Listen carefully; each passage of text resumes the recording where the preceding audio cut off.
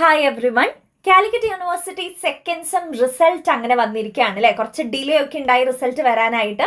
എങ്കിലും നമ്മുടെ റിസൾട്ട് അങ്ങനെ വന്നിട്ടുണ്ട്. നിങ്ങൾ എല്ലാവരും ചെക്ക് ചെയ്തു എന്ന് വിചാരിക്കുന്നു. അപ്പോൾ റിസൾട്ട് എങ്ങനെയുണ്ട് എന്നുള്ളത് നിങ്ങൾ ആദ്യം കമൻറ്റ് ചെയ്യുക. കുറേ പേര് എനിക്ക് മെസ്സേജ് അയച്ചിട്ടുണ്ടായിരുന്നു, പാസ്സായി എന്ന് പറഞ്ഞിട്ടും മാർക്കറ്റിംഗ് മാനേജ്മെന്റിൽ സപ്ലി കിട്ടി എന്ന് പറഞ്ഞിട്ടും കുറേ പേര് അങ്ങനെയാണ് എനിക്ക് മെസ്സേജ് അയച്ചിട്ടുണ്ടായിരുന്നു. സപ്ലി കൂടുതൽ എനിക്ക് തോന്നുന്നു മാർക്കറ്റിംഗ് മാനേജ്മെന്റിലായിരുന്നു.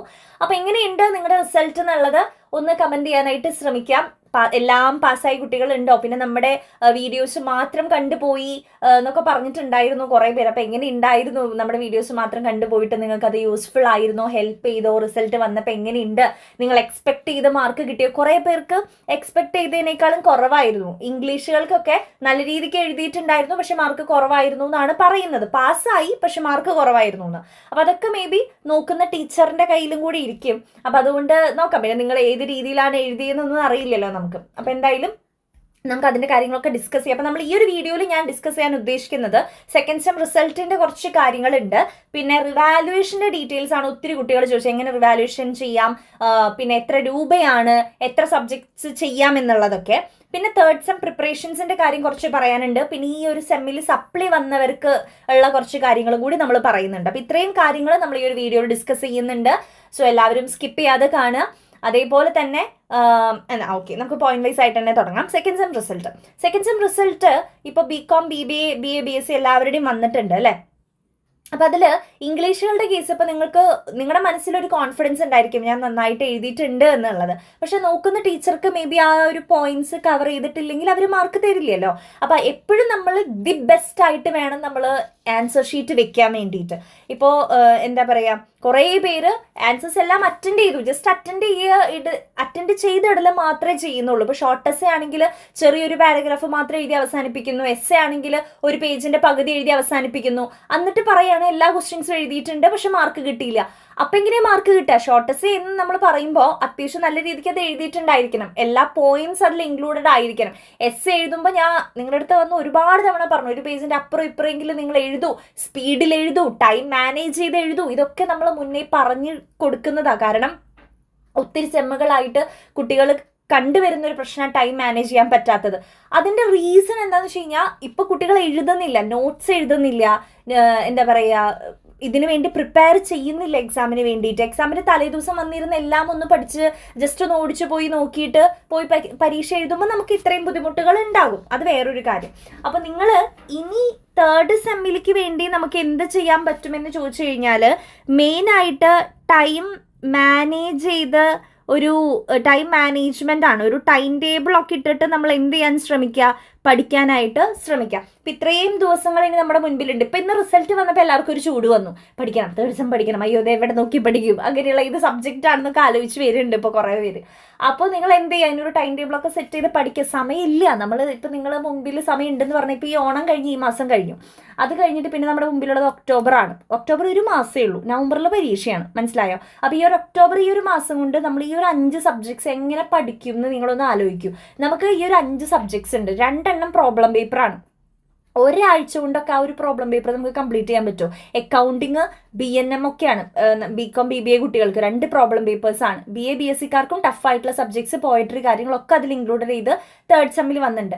ഇനിയുള്ള സബ്ജക്റ്റുകളിൽ ഇനിയുള്ള സബ്ജക്റ്റ് സെമ്മുകളിൽ സപ്ലി വാങ്ങാന്ന് പറഞ്ഞു കഴിഞ്ഞാൽ അത് നിങ്ങളെ നല്ല രീതിക്ക് എന്ന് വെച്ചാൽ ബാഡ് ആയിട്ട് എഫക്ട് ചെയ്യും, മനസ്സിലായോ? അപ്പൊ അതുകൊണ്ട് ഇപ്പൊ ഇത്രയും മുന്നേ പറഞ്ഞു തരുന്നത് അതുകൊണ്ടാണ്. ഇപ്പൊ ഞങ്ങൾക്കൊന്നും പറഞ്ഞു തരാൻ ഇങ്ങനെ ആരുമില്ല. അപ്പൊ അതുകൊണ്ട് നിങ്ങൾക്ക് എല്ലാ കാര്യങ്ങളും ഇപ്പൊ നിങ്ങളുടെ കൺമുമ്പിലുണ്ട്, അവൈലബിൾ ആണ്. യൂട്യൂബിലാണെങ്കിൽ നമ്മുടെ ചാനലിൽ വീഡിയോസ് എല്ലാം അപ്ലോഡഡ് ആണ്, എല്ലാം ഉണ്ട്. അപ്പൊ ഇനിയെങ്കിലും നിങ്ങൾ എന്ത് ചെയ്യുക, ഇപ്പോഴേ തൊട്ട് അതിന് പ്രിപ്പറേഷൻസ് ചെറുതായിട്ട് നടത്താനായിട്ട് ശ്രമിക്കുക. ഓക്കെ, അപ്പോൾ സെക്കൻഡ് സെം റിസൾട്ട് എങ്ങനെയുണ്ടായിരുന്നു, നമ്മുടെ വീഡിയോസ് കണ്ടുപോയിട്ട് നിങ്ങൾക്ക് അത് യൂസ്ഫുൾ ആയിരുന്നോ? സപ്ലി എത്ര സബ്ജക്ട്സ് ആണ് സപ്ലി കിട്ടിയിരിക്കുന്നത്, സപ്ലി നമുക്ക് ക്ലിയർ ചെയ്തെടുക്കാം. അതിനിപ്പോൾ ഇനി അത് ആലോചിച്ചിരുന്ന് ടെൻഷൻ അടിക്കേണ്ട. ആ കാര്യങ്ങൾ അങ്ങനെ. ഇനി റിവാലുവേഷൻ്റെ ഡീറ്റെയിൽസ് ആണ് നെക്സ്റ്റ് പറയാനായിട്ട് പോകുന്നത്. നിങ്ങൾക്ക് കോൺഫിഡൻ്റ് ആണ്, ഇത് ഞാൻ അത്യാവശ്യം നല്ല രീതിക്ക് എഴുതിയിരുന്നു, എനിക്ക് എന്തായാലും മാർക്ക് കിട്ടും, ഞാൻ ഇതെല്ലാം എക്സ്പെക്ട് ചെയ്ത്, അങ്ങനെ നല്ല രീതിക്ക് കോൺഫിഡൻസ് ഉണ്ട് എന്നുണ്ടെങ്കിൽ നിങ്ങൾ റിവാലുവേഷന് കൊടുത്തോളൂ. ഓക്കെ, അപ്പോൾ റിവാലുവേഷന് കൊടുക്കുമ്പോൾ നമ്മുടെ സ്റ്റുഡൻറ്റ് പോർട്ടൽ ഉണ്ടല്ലോ, നിങ്ങളിപ്പം റിസൾട്ട് കാര്യങ്ങളൊക്കെ നോക്കുന്ന ആ ഒരു സ്റ്റുഡൻറ്റ് പോർട്ടലിൽ ഇപ്പം ലിങ്ക് അവൈലബിൾ ആണ്. ഓക്കെ, അപ്പോൾ സ്റ്റുഡൻറ്റ് പോർട്ടലിൽ റിവാലുവേഷൻ്റെ ലിങ്ക് ക്ലിക്ക് ചെയ്യുക. അപ്പോൾ ലിങ്ക് ക്ലിക്ക് ചെയ്തിട്ട് നമ്മുടെ യൂസർ നെയിം അതേപോലെ തന്നെ പാസ്വേഡ് ഒക്കെ അടിച്ചു കൊടുത്തു കഴിഞ്ഞാൽ നമുക്ക് അത് ഓപ്പൺ ആയിട്ട് വരും, റിവാലുവേഷൻ്റെ കാര്യങ്ങൾ ഓപ്പൺ ആയിട്ട് വരും. അപ്പം റിവാലുവേഷന് നമ്മൾ ഏത് സബ്ജക്റ്റാണ് കൊടുക്കണമെന്നുണ്ടെങ്കിൽ ഇപ്പോൾ എല്ലാ സബ്ജക്ട്സും നമുക്ക് കൊടുക്കാൻ പറ്റൂ കേട്ടോ. അപ്പോൾ എല്ലാം ഒന്നും നിങ്ങൾക്ക് അത് കോൺഫിഡൻ്റ് ആയിട്ടുള്ള സബ്ജക്ട്സ്, പൈസ ഉണ്ട് അതിന്, അതുകൊണ്ടാണ് പറയുന്നത്, കോൺഫിഡൻ്റ് ആയിട്ടുള്ള സബ്ജക്ട്സ് നിങ്ങൾ കൊടുക്കാനായിട്ട് ശ്രമിക്കുക. ഇപ്പം നമുക്ക് ഒരു സബിന് റിവാലുവേഷൻ്റെ ഫീസ് എന്ന് പറയുന്നത് 780 രൂപയാണ്. 780 രൂപയാണ് എല്ലാം കൂടിയിട്ടുള്ള ഫീസ് എന്ന് പറയുന്നത്. ഓക്കെ, അപ്പോൾ ആ ഒരു ഫീസ് നിങ്ങൾക്ക് ഓൺലൈനായിട്ട് തന്നെ നെറ്റ് ബാങ്കിങ് ത്രൂ നിങ്ങൾക്ക് ആ ഒരു ഫീസ് നെറ്റ് ബാങ്കിങ് വഴി അടയ്ക്കാവുന്നതാണ്. ഫീസ് അടച്ചതിന് ശേഷം ഒരു റെസിപ്റ്റ് വരും നമുക്ക്. ആ ഒരു റെസിപ്റ്റ് നിങ്ങൾക്ക് ഡൗൺലോഡ് ചെയ്ത് വെക്കാം, അല്ലെങ്കിൽ മെയിലിലേക്ക് ഒരു റെസിപ്റ്റ് കാര്യങ്ങളൊക്കെ വരും. അപ്പോൾ അതൊക്കെ നിങ്ങൾക്ക് ഡൗൺലോഡ് ചെയ്ത് വെക്കാവുന്നതാണ് കേട്ടോ. കയ്യിൽ വെച്ചാൽ മതി, പ്രിൻ്റ് എടുത്ത് വെക്കണമെങ്കിൽ അങ്ങനെ വെക്കാം, കുഴപ്പമില്ല, അല്ലെങ്കിൽ ഫോണിൽ വെച്ചാലും മതി. അപ്പോൾ ഈ ഒരു റിവാലുവേഷനെ നമുക്ക് ഫോൺ വഴിയും ലാപ്പ് വഴിയും വീട്ടിലിരുന്ന് തന്നെ ചെയ്യാവുന്നതാണ്. ഇനിയിപ്പോൾ ചെയ്യാൻ നിങ്ങൾക്ക് ബുദ്ധിമുട്ടുണ്ടെന്നുണ്ടെങ്കിൽ അക്ഷയ വഴി പോയിട്ട് അങ്ങനെയുള്ള സെൻറ്റേഴ്സ് വഴി പോയിട്ട് അതിലും നിങ്ങൾക്ക് ചെയ്യാവുന്നതാണ്. ഓക്കെ, അപ്പോൾ റിവാലുവേഷൻ ചെയ്ത് കഴിഞ്ഞാൽ മാർക്ക് കൂടുന്ന ഉറപ്പാണോ എന്ന് ചോദിക്കുന്ന കുട്ടികളുണ്ട്. ഉറപ്പെന്ന് പറഞ്ഞു കഴിഞ്ഞാൽ നിങ്ങൾക്ക് കോൺഫിഡൻ്റ് ആണ്, ഞാൻ എത്രത്തോളം നന്നായിട്ട് എഴുതിയിട്ടുണ്ട് എന്ന് പറയുകയാണെങ്കിൽ അത് വേറെ ടീച്ചേഴ്സും ഒന്നും കൂടി വാല്യൂ ചെയ്യുമല്ലോ. അപ്പോൾ വാല്യൂ ചെയ്യുമ്പോൾ ചിലപ്പോൾ മാർക്ക് കൂടി കിട്ടാനായിട്ട് ചാൻസ് ഉണ്ട്. ഒത്തിരി പേർക്ക് മാർക്ക് ചേഞ്ച് വന്ന കുട്ടികളുണ്ട് കേട്ടോ. വെറും P ആയിരുന്ന സബ്ജക്റ്റ് ഒറ്റയടിക്ക് ബി ഗ്രേഡിലേക്ക് കയറിയിട്ടുള്ള കുട്ടികളൊക്കെ ഉണ്ട്. അവർക്ക് അത്രയും കോൺഫിഡൻ്റ് ആയിരുന്നു. അപ്പോൾ അങ്ങനെ കൊടുത്തിട്ട് മാർക്ക് കിട്ടിയ പേപ്പേഴ്സും ഉണ്ട്, കൊടുത്തിട്ട് ഒരു ചേഞ്ചും ഇല്ലാതെ തിരിച്ചു വന്ന പേപ്പേഴ്സും ഉണ്ട്. അപ്പോൾ നമുക്കത് പറയാൻ പറ്റില്ല. സോ നിങ്ങൾ എന്ത് ചെയ്യുക, നിങ്ങൾക്ക് അത്രയും കോൺഫിഡൻ്റ് ഉള്ള പേപ്പർ ആണെങ്കിൽ നിങ്ങൾ കൊടുക്കുമെന്നാണ് ഞാൻ പറയുക. സപ്ലി ഉള്ള പേപ്പർ കൊടുത്തിട്ട് കാര്യമുണ്ടോ എന്ന് ചോദിച്ചാൽ നമ്മൾ എന്തായാലും സപ്ലി എഴുതണം. ഓക്കെ, റിവാലുവേഷൻ്റെ റിസൾട്ട് വരുന്നത് ഡിപ്പെൻഡ് ചെയ്തിരിക്കും. നിങ്ങൾക്ക് കോൺഫിഡൻ്റ് ആണെങ്കിൽ നിങ്ങൾ കൊടുത്തു നോക്കൂ, അങ്ങനെ ഞാൻ പറയുന്നുള്ളൂ. ഓക്കെ, അപ്പോൾ അതാണ് റിവാലുവേഷൻ്റെ കാര്യം. ഇപ്പോൾ 780 രൂപയാണ് ഒരു സബിന് ഫീസ് വരുന്നത്. അപ്പോൾ ആ ഒരു ഫീസൊക്കെ അനുസരിച്ച് നിങ്ങൾ പൈസ അധികം കളയാൻ നിൽക്കണ്ട.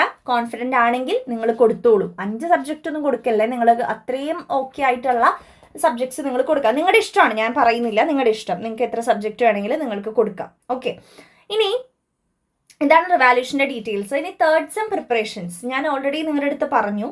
തേർഡ് സെമ്മിൻ്റെ ട്യൂഷനൊക്കെ ഉണ്ടായിരുന്നു. കുറേ കുട്ടികളൊക്കെ ജോയിൻ ചെയ്ത്, ഇപ്പം ഞാൻ ട്യൂഷനിൽ ജോയിൻ ചെയ്ത കുട്ടികളുടെ കാര്യം പറയുകയാണെങ്കിൽ ബിസിനസ് റെഗുലേഷൻസ് എന്ന് പറയുന്ന സബ്ജക്റ്റ് നമ്മൾ ഈ കഴിഞ്ഞ മാസം ഓഗസ്റ്റിൽ സ്റ്റാർട്ട് ചെയ്തു. പക്കയായിട്ട് അത് കംപ്ലീറ്റ് ആയി. റിവിഷൻ കാര്യങ്ങളൊക്കെ അതിൻ്റെ ഇടയിൽ കൂടെ നടന്നു. ഇനി ക്വസ്റ്റ്യൻ പേപ്പർ ഡിസ്കഷൻ കാര്യങ്ങളേ ഉള്ളൂ. അവർക്ക് കംപ്ലീറ്റ് നോട്ട്സ് കൊടുത്തു, റെക്കോർഡ് ക്ലാസ്, എല്ലാ കാര്യങ്ങളും അവർക്ക് സെറ്റ് ചെയ്ത് കൊടുത്തിട്ടുണ്ടായിരുന്നു. പിന്നെ പ്രൊഫഷണൽ ബിസിനസ് സ്കിൽസ് ആണ് നമ്മൾ ഈ മാസം സ്റ്റാർട്ട് ചെയ്തത്. അപ്പോൾ അതിന് ഇനി സീറ്റ് അവൈലബിൾ ആണ്. പ്രൊഫഷണൽ ബിസിനസ് സ്കിൽസ് കേട്ടോ. അപ്പോൾ അതിൽ BCom BBA കുട്ടികൾ ജോയിൻ ചെയ്യാൻ ആരെങ്കിലും ഉണ്ടെങ്കിൽ ജോയിൻ ചെയ്യാം. ഞാൻ താഴെ നമ്പർ കൊടുക്കുന്നുണ്ട്, ഒന്ന് കോൺടാക്ട് ചെയ്താൽ മതി. അപ്പോൾ ഡീറ്റെയിൽസ് ഞാൻ പറഞ്ഞു തരാം. ഫസ്റ്റ് ചാപ്റ്റർ ഇതേ ജസ്റ്റ് സ്റ്റാർട്ട് ചെയ്തിട്ടേ ഉള്ളൂ. അപ്പോൾ അത് ഈ മാസം കൊണ്ട് കംപ്ലീറ്റ് ആക്കും. ഇനി അടുത്ത മാസം BCom BBAക്കാരുടെ HRM-ഉം FM-ഉം ആണ് നമ്മൾ അഡ്ജസ്റ്റ് ചെയ്തെടുക്കാൻ ഉദ്ദേശിച്ചിരിക്കുന്നത്. പിന്നെ BA BSc കുട്ടികൾക്ക് മെയിൻ ഇംഗ്ലീഷ് പേപ്പറും നമ്മൾ എടുക്കുന്നുണ്ട്. അത് 3ഉം അടുത്ത മാസം തന്നെയായിരിക്കും. അപ്പോൾ അതിൻ്റെ ഡീറ്റെയിൽസ് അറിയാനും വേണമെങ്കിൽ നിങ്ങളൊന്ന് ജസ്റ്റ് മെസ്സേജ് അയച്ചിട്ടോ, നമ്പർ സേവ് ചെയ്ത് വെക്കുമോ, അങ്ങനെ എന്തെങ്കിലും ചെയ്തോ. എന്തായാലും അടുത്ത മാസമാണ് BA BScക്കാരുടെ ട്യൂഷൻ സ്റ്റാർട്ട് ചെയ്യുള്ളൂ ഇംഗ്ലീഷിൻ്റെ കേട്ടോ. ദെൻ BCom BBAയുടെ പ്രൊഫഷണൽ ബിസിനസ് സ്കിൽസ് ഇപ്പോൾ എടുത്തുകൊണ്ടിരിക്കുന്നുണ്ട്. HRM-ഉം FM-ഉം ഒക്കെ അടുത്ത മാസമേ ഉണ്ടാവുള്ളൂ. ഓക്കെ, അപ്പം അത്രയും സബ്ജക്ട്സ് 3 സബ്ജക്റ്റ് അപ്പം തന്നെ കവർ ചെയ്ത് കിട്ടുന്നതായിരിക്കും. പിന്നെ 2 പ്രോബ്ലം പേപ്പേഴ്സ് ആണ്, അതാണ് പിന്നെ നിങ്ങളൊന്ന് ഫോക്കസ് ചെയ്യേണ്ടതായിട്ടുള്ളത്. അപ്പോൾ ടൈം ടേബിളൊക്കെ ഇട്ട് കുറച്ച് ഡേയ്സ് ഒക്കെ ഓരോ സബ്ജക്റ്റിനും കൊടുത്ത് പഠിക്കുക. തലേ ദിവസം വന്നിരുന്ന ഈ സബ്ജക്റ്റ് ഒന്നും തീരില്ല. Especially business regulation law subject ആണ്. തലേദിവസം വന്നിരുന്ന മക്കളെ ഒന്നും നിങ്ങളുടെ തലയിൽ കയറില്ല കേട്ടോ. അപ്പം അതുകൊണ്ട് കൃത്യമായിട്ട് കുറച്ച് ദിവസങ്ങൾക്ക് മുൻപേ തന്നെ ഇപ്പോഴേ തന്നെ കുറേശ്ശെ പഠിക്കാനായിട്ട് ശ്രമിക്കുക. ഇപ്പോൾ ഈ റിസൾട്ട് വരുന്ന സമയത്ത് മാത്രം നിങ്ങൾക്ക് ഈ ചൂടുണ്ടാവുള്ളൂ. അത് കഴിഞ്ഞാൽ പിന്നെ അത് നിങ്ങൾ വിടും. അപ്പം അങ്ങനെ വിടാൻ പാടില്ല. ഇനിയുള്ള സെമ്മുകളിൽ സപ്ലി കിട്ടിക്കഴിഞ്ഞാൽ കുറച്ച് സീനാണ്. അപ്പം അതുകൊണ്ട് എന്തായാലും നിങ്ങളുടെ എക്സ്പീരിയൻസ് കാര്യങ്ങളൊക്കെ കമൻറ്റ് ചെയ്തോളൂ. ഡൗട്ട്സ് ഉണ്ടെങ്കിൽ അത് കമൻറ്റ് ചെയ്യാൻ ഞാൻ റിപ്ലൈ തരാം. അപ്പോൾ എന്തായാലും തേർഡ് സെം പ്രിപ്പറേഷൻസ് തുടങ്ങുക. റിവാലുവേഷന് കൊടുക്കേണ്ടവർ റിവാലുവേഷന് കൊടുക്കുക. ട്യൂഷനിൽ ജോയിൻ ചെയ്യാൻ ആഗ്രഹിക്കുന്നവരുണ്ടെങ്കിൽ അത് ചെയ്യുക. നമ്മുടെ ബിസിനസ് റെഗുലേഷൻ ഇനി വേണമെങ്കിൽ ഒന്ന് ഇമ്പോർട്ടൻ്റ് ആയിട്ടുള്ള ഏരിയാസ് വേണമെങ്കിൽ ഞാൻ ഒന്ന് പറഞ്ഞു തരാം. അപ്പോൾ അത് ക്രാഷ് കോഴ്സ് പോലെ നമുക്ക് എടുക്കാം. താല്പര്യമുള്ളവരൊന്ന് മെസ്സേജ് അയക്കൂ. ക്രാഷ് കോഴ്സ് ആവശ്യമുള്ളവരെ നമുക്ക് ചെറിയൊരു ഫീസിൽ വേഗം ഒന്ന് വേണമെങ്കിൽ ബിസിനസ് റെഗുലേഷൻ ഞാൻ നിങ്ങൾക്ക് പറഞ്ഞുതരാം. ഇപ്പോൾ ഈ ഒരു മാസം ഉണ്ടല്ലോ സമയം, അതായത് അടുത്ത മാസം ഷെഡ്യൂൾ ചെയ്തു സബ്ജക്ട്സ് ഒക്കെ. അപ്പോൾ ഈ ഒരു മാസത്തിൽ വേണമെങ്കിൽ ഓടിച്ച എല്ലാ കാര്യങ്ങളും ഒന്ന് പറഞ്ഞു തരാം. അപ്പോൾ നിങ്ങൾ കുട്ടികളെ എണ്ണ അനുസരിച്ച് നമ്മളത് ഫിക്സ് ചെയ്യുള്ളൂ. കുറച്ച് പേരുണ്ടെങ്കിലേ ചെയ്യുള്ളൂ. അപ്പോൾ അതിൻ്റെ ഡീറ്റെയിൽസ് അറിയണമെങ്കിലും നിങ്ങളൊന്ന് ആ താഴെയുള്ള നമ്പറിലേക്ക് ഒന്ന് കോൺടാക്ട് ചെയ്തോളൂ. ഓക്കെ, അപ്പോൾ ഇത്രയാണ് ഈ ഒരു വീഡിയോയിൽ പറയാൻ ഉദ്ദേശിച്ച കാര്യങ്ങൾ. അപ്പം ഇനി എന്ത് ചെയ്യുക, തേർഡ് സെം പ്രിപ്പറേഷൻസ് തുടങ്ങുക. റിവാലുവേഷന് കൊടുക്കാനുള്ളവർ കൊടുക്കുക. ട്യൂഷൻ ജോയിൻ ചെയ്യാൻ താല്പര്യമുള്ളവർ മെസ്സേജ് അയക്കുക. സെക്കൻഡ് സെം സപ്ലിയുടെ കാര്യം ഇനി ടെൻഷൻ അടിക്കേണ്ട. നമ്മൾ സെക്കൻഡ് സെമ്മിൻ്റെ ഇനി അടുത്ത ബാച്ചിൻ്റെ എക്സാമിൻ്റെ ടൈമിൽ അതിന് ട്യൂഷൻ നമ്മൾ സപ്ലിക്കാർക്ക് ട്യൂഷൻ വെക്കും. അപ്പോൾ അതിൽ ജോയിൻ ചെയ്തിട്ട് പഠിക്കുക, എക്സാം എഴുതി പാസ്സാവുക. ഓക്കെ, ഇനി അപ്പോൾ ആരും സപ്ലി വാങ്ങുന്നത് കുറയ്ക്കുക ഇനിയുള്ള സെമ്മുകളിൽ കേട്ടോ. സപ്ലി വാങ്ങാതെ ശ്രദ്ധിക്കുക. So all the very best. Thank you.